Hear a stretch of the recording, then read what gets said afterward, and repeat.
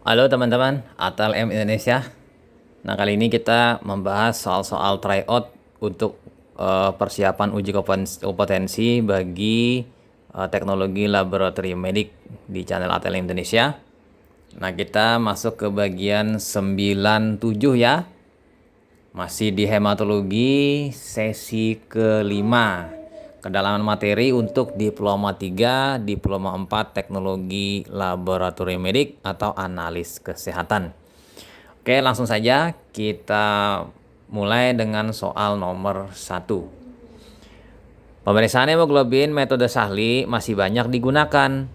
Metode tersebut sering digunakan, namun kemungkinan kesalahan dengan menggunakan metode ini sebesar 10-15%. Pertanyaannya, faktor apa yang dapat menyebabkan rendah palsu pada metode pemeriksaan di atas? Yang A, waktu pembacaan lebih dari 5 menit. Yang B, standar warna memucat atau kekuningan. Yang C, terdapat gelembung udara pada larutan pengencer. Yang D, setelah pengambilan darah, sampel darah tidak di laboratorium. Kemudian yang E, membandingkan warna standar di tempat yang tidak terang. Rendah palsu ya. Jadi jawabannya di sini menurut pembuat soal yaitu membandingkan warna standar di tempat yang tidak terang. Tapi kalau di sini saya sebenarnya melihat ini tidak mungkinlah kita membandingkan warna standar di tempat yang tidak terang. Artinya laboratorium rata-rata semuanya memiliki penerangan yang cukup atau memadai, bahkan mungkin lebih.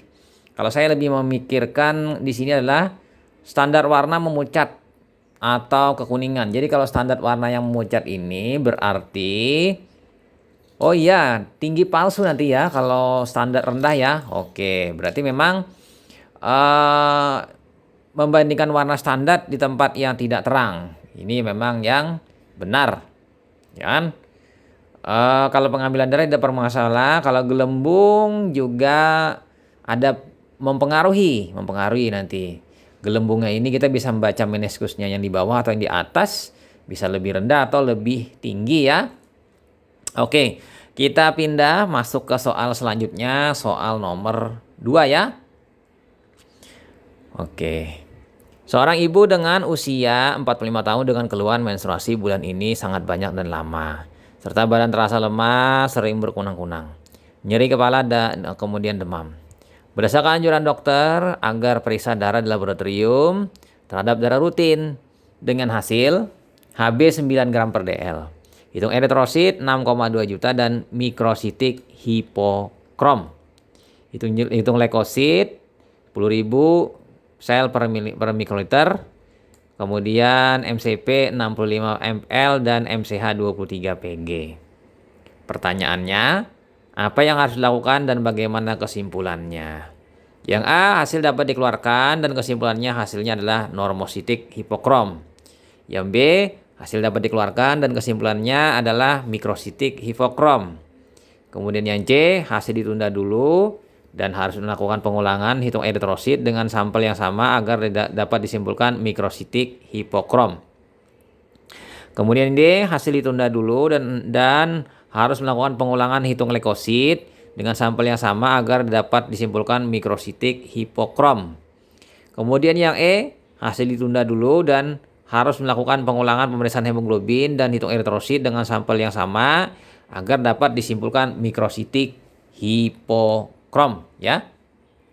Oke, jawabannya di sini menurut yang pembuat soal yaitu yang B. Hasil dapat dikeluarkan dan kesimpulannya adalah mikrositik hipokrom. Nah, oke. Di sini kalau saya menganalisa soalnya itu tidak matching ya. Untuk eritrositnya ya. Hb9 tapi eritrositnya 6 juta. Jadi kalau saya memikirnya malah hitung eritrositnya itu dilakukan pengulangan. Nah, kita tahu di sini bahwa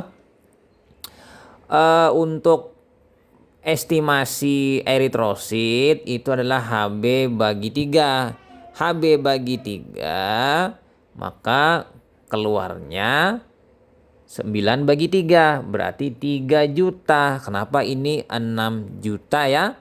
Jadi saya lebih memikirnya yang jawabannya adalah jawaban yang C ya, pengulangan hitung eritrosit. Bukan hasil dikeluarkan, kesimpulannya mikrositik hipokrom. Karena kita tahu di sini MCP-nya rendah, MCH-nya rendah. Itu adalah anemia mikrositik hipokrom. Untuk leukosit itu tidak ada masalah dan leukosit hanya variasi soal saja, tidak ada terkaitan dengan masalah anemia atau indeks eritrosit. Nah, teman-teman yang ingin mempelajari indeks eritrosit dan cara penghitungannya bisa melihat di video saya lainnya di hematologi dasar. Oke, ini masalah opsi jawaban tergantung ya. Kalau saya milih yang C, jawaban yang benar walaupun kuncinya yang B. Jadi nanti salah kaprah ya untuk hasilnya. Tapi ya memang inilah pembuat soal menginginkan jawabannya yang B. Nah, jadi HB bagi 3 itu eritrosit, HB kali 3 itu hematokrit. Dengan syarat apabila tepat bagi 3 kali 3 itu akan nanti muncul normositik normokrom. Tapi dengan menyelisihkan sedikit estimasi perdekatannya maka didapatkan nanti mungkin mikrositik dan hipokrom. Nah, kira-kira itu estimasi saja. Kita pindah lanjut ke soal nomor 3 ya. Oke, nomor 3. Pasien kasus hemofilia yang ditandai dengan perdarahan sukar berhenti jika ditemukan hasil PTT meningkat 55 detik, PT 15 detik, hitung trombosit 130 per cc, CT dan BT memendek dengan kondisi pasien dalam keadaan puasa lebih dari 12 jam. Pertanyaannya, apa yang dilakukan ATLM? Yang A, hasil dapat langsung dikeluarkan kepada pasien. Yang B, hasil yang ada dapat dikeluarkan dan memberikan arahan kepada pasien untuk rajin mengontrolkan diri ke dokter. Kemudian yang C, hasil yang ada dapat dikeluarkan dan menambahkan catatan hasil untuk ternyata puasanya terlalu lama, yaitu 12 jam, sehingga jika diperlukan pengulangan maka harus diharuskan datang lagi esok hari untuk diperiksa ulang. Atau yang D, hasil yang ada ditunda dulu dan menanyakan apakah ada konsumsi obat aspirin. Jika benar cukup ditambahkan dalam lembar hasil sebagai catatan selanjutnya hasil diberikan. Atau yang E, hasil yang ada tidak dapat dikeluarkan dan memberikan arahan kepada pasien untuk diperiksa ulang. Nah, soal yang kita bahas ini analisisnya menurut pembuatnya yaitu hasil yang ada ditunda dulu dan menanyakan apakah ada konsumsi obat aspirin. Jika benar, cukup ditambahkan dalam lembar hasil sebagai catatan selanjutnya hasil diberikan. Jadi di sini obat aspirin itu memanjangkan atau menyebabkan perdarahan memanjang ya, terbukti dengan meningkatnya APTT bukan PT, APTT. Sehingga di sini memang harus diberi catatan pasien mengkonsumsi obat aspirin. Obat aspirin mempengaruhi pada APTT ya. Nah, oke. Sebenarnya di sini PT 15 detik itu normal, seharusnya juga mungkin memanjang. Sementara trombositnya itu masih trombositopenia ringan. CT dan BT-nya ini memendek, berarti cepat beku. Jadi kontra ya antara APTT dengan CT-BT. Nah, mungkin itu kira-kira yang dibuat oleh si pembuat soal ya. Saya juga tidak paham. Oke. Lanjut kita pindah ke soal selanjutnya, soal nomor 4 ya. Seorang ATLM pada suatu laboratorium bertugas di bagian pengambilan sampel. Tahap pengambilan sampel merupakan salah satu faktor yang mempengaruhi mutu hasil pemeriksaan. Oleh karena itu perlu dilakukan dengan baik dan benar. Pertanyaannya, apa langkah tepat untuk menjamin ketepatan pasien? Di sini ketepatan si pasien. Yang A, memastikan pasien bersedia diambil sampelnya. Yang B, memastikan identitas pasien sesuai dengan identitas pada formulir. Yang C, memastikan kondisi pasien sesuai dengan pemeriksaan yang diminta. Kemudian yang D, memastikan pemeriksaan yang diminta sesuai dengan diagnosa. Kemudian yang E, memastikan pemeriksaan yang diminta sesuai dengan kemampuan laboratorium. Jadi pada prinsipnya semuanya ini mirip-mirip dan benar opsi jawabannya, tapi yang paling tepat karena ini menjamin ketepatan si pasiennya. Jadi si pasiennya harus identitasnya sama ya dengan identitas pada formulir. Jadi si pasiennya bukan ke hal-hal lain, ke hal-hal sampelnya, ke hal caranya, kemudian diagnosanya atau kemampuan parameter pihak laboratorium. Jadi jawabannya memang tepat adalah yang B. Lanjut kita masuk ke soal selanjutnya, soal nomor 5 ya. Nah, nomor 5. Seorang ATLM yang bertugas di bagian sampling kedatangan seorang pasien yang membawa belangko pemeriksaan dari dokter pengirim. Permintaan pemeriksaannya adalah darah rutin, HB, AL, LED, dan HJL. Ini hemoglobin, angka leukosit, laju endap darah, dan hitung jenis leukosit. Pertanyaannya, tabung bak kontainer dengan warna tutup apakah yang disiapkan oleh ATLM tadi? Yang A hijau, yang B kuning, C ungu, D merah, atau E yang putih? Jadi jawabannya di sini yang tepat adalah yang ungu. Karena yang warna ungu ini adalah untuk pemeriksaan darah rutin. Baik itu K2 EDTA atau K3 EDTA. Jadi mirip-mirip saja antara warna ungu dan lavender ya. Untuk pemeriksaan darah rutin. Oke, kita pindah lanjut ke soal selanjutnya, soal nomor 6. Seorang pasien yang didiagnosa dokter adalah kasus ITP, idiopatik trombositopenia purpura. Jadi terjadinya idiopatik ya kan.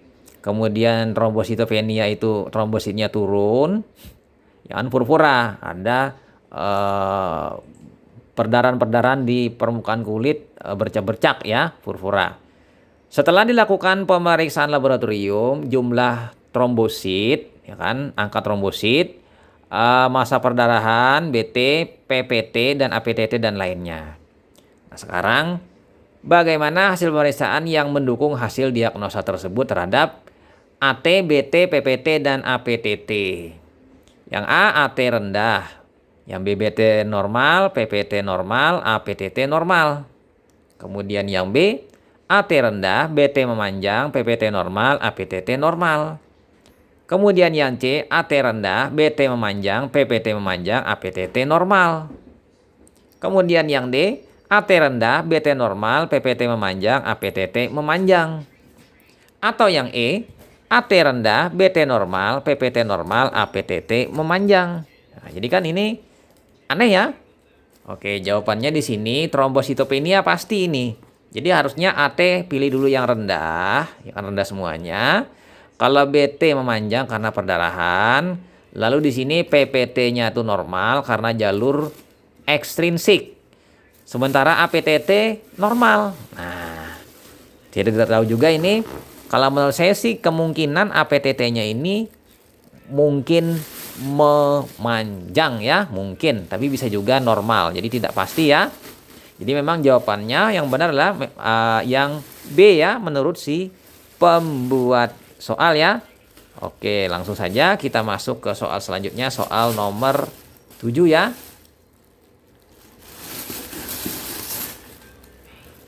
Seorang pasien datang ke dokter dengan gejala perdarahan lama berhenti. Mudah terjadi perdarahan spontan dengan bentuk hematros, hematoma, dan hematuri. Dugaan pasien sementara adalah kasus hemofilia A. Ini ada perdarahan di wilayah persendian kan, dengan hematoma di jaring di permukaan kulit, dan hematuri, darah di eritrosit banyak ditemukan dalam urin. Nah, sekarang pasien tersebut diberi rekomendasi untuk tes laboratorium hemostasis. Pertanyaannya, pemeriksaan apa yang hasilnya tidak cocok dengan diagnosa kasus hemofilia A? A, tes rampelet normal, yang B, APTT normal, yang C, PPT normal, yang D, massa pembekuan atau CT memanjang, yang D, massa perdarahan normal. Jadi kalau kita lihat di sini, seharusnya yang memang memanjang itulah APTT. Jadi sini yang tidak cocok adalah APTT normal. Jadi APTT memanjang karena ini jalur intrinsik dan jalur bersama faktor pembekuan. Nah, oke. Kita pindah lanjut ke soal selanjutnya, soal nomor 8. Seorang pasien yang sudah mendapatkan terapi antikoagulan oral dilakukan monitoring oleh dokter dengan periksa PPT dan nilai INR, indeks normalis rasio. Pertanyaannya, bagaimana cara mendapatkan nilai INR? Yang A, PPT plasma pasien dibagi PPT plasma kontrol, selanjutnya dikalikan dengan nilai isi. Yang B, PPT plasma pasien dibagi PPT plasma kontrol, selanjutnya dipangkatkan dengan nilai isi. Kemudian yang C, PPT plasma pasien dibagi PPT plasma kontrol, selanjutnya dikurangi dengan nilai isi. Kemudian yang D, PPT plasma pasien dibagi PPT plasma kontrol, selanjutnya ditambahkan dengan nilai isi. Atau yang E, PPT plasma pasien dikurangi PPT plasma kontrol, selanjutnya dipangkatkan dengan nilai isi. Jawabannya menurut si pembuat soal adalah PPT plasma pasien dibagi PPT plasma kontrol, selanjutnya dipangkatkan dengan nilai isi. Nah, kalau saya lebih memilih yang A. Jadi untuk INR itu menghitungnya dengan cara PT pasien dibagi PT normal dikali dengan nilai ISIS. Nilai ISIS ini berbeda, isi maksudnya bukan isi. Isi ini berbeda tiap kit reagen yang ada. Ranknya antara 0,94 sampai dengan 1,24. Mungkin nanti isinya ini 1,02, 1,03. Nanti dikalikan. Misalnya PT pasien itu misalnya, PPT pasien ini misalnya ya 15, misalnya 15. Ya kan? Apabila yang normalnya itu 15 juga, sementara isinya itu 1,0, berarti dapat didapatkan nanti INR-nya 1,0. Nah, seandainya si PT pasien ini 30 kan memanjang dibagi nilai PT normal itu 15, berarti kan 15 per 30 per 15 berarti 2 kan. Kalau nilai ISIS-nya 1,0 berarti sama dengan INR-nya 2. Jadi seperti itu ya. Jadi saya lebih, nah mungkin teman-teman bisa melihat nanti di video saya sebelumnya cara perhitungan INR ya. Yang ada nanti di situ dalam bentuk INR secara online ya. Ada situs yang penghitungan secara online untuk penghitungan INR pasien. Lanjut lagi, kita pindah ke soal nomor 9 ya. Seorang ATLM melakukan kegiatan pengambilan darah untuk pemeriksaan hemostasis. Pengambilan dilakukan dengan model Vacutainer. Pertanyaannya, tabung warna apa yang harus disiapkan untuk menampung darah tersebut? Yang A kuning, yang B merah, C biru muda, D hijau, yang E ungu. Jadi untuk kasus hemostasis, parameter hemostasis menggunakan tabung biru muda karena berisi antikoagulan natrium sitrat 3,2% dalam perbandingan 1 bagian antikoagulan dan 9 bagian darah ya. Ada volumenya yang kecil, ada yang volumenya yang lebih besar, tergantung nanti keperluan pemeriksaannya. Kalau pemeriksaannya tidak banyak, misalnya 4 parameter, cukup yang volumenya yang kecil saja, tidak usah yang besar. Kalau yang banyak lagi dengan misalnya pemeriksaan tambahan seperti tambahan Peter, fibrinogen dan lain-lain, ya perlu volume yang lebih besar sedikit. Kita lanjut ke soal terakhir, soal nomor 10. Pasien dari dokter dilakukan pemeriksaan laboratorium dengan hasil sebagai berikut. PT memanjang, APTT memanjang dua-duanya ya. AT menurun, ya kan, angka trombosit. Kemudian TT memanjang, nah, thrombin time ini. Setelah dilakukan pemeriksaan D-dimer menunjukkan hasil positif. Nah, tidak tahu nih positif maksudnya berapa kadarnya. Lalu setelah dilihat sediaan apus darah tepi menunjukkan adanya kelainan yang spesifik. Pertanyaannya, apa kelainan bentuk eritrosit yang didapat pada pasien tersebut? Yang A fragmentasi, yang C teardrop cell, yang C. Target cell, yang D. Microcytic cell, atau E. Acanthocyte cell. Nah, yang membuat soal ini yang saya review, dia mengatakan adalah kasus fragmentasi. Fragmen ini berarti kan eritrositnya membentuk fragmen-fragmen, entah mungkin pecahan sel, saya tidak tahu juga. Tapi di sini yang ditanyakan eritrosit. Nah, jadi tidak tahu ini bagaimana si pembuat soalnya mengonsep soal seperti ini, antara hemostasis dikaitkan dengan bentuk eritrosit. Padahal menurut saya tidak ada hubungan. Tapi kalau ada teman-teman yang tahu dan mengerti mengenai ini, bisa memberikan jawaban di kolom komentar ya.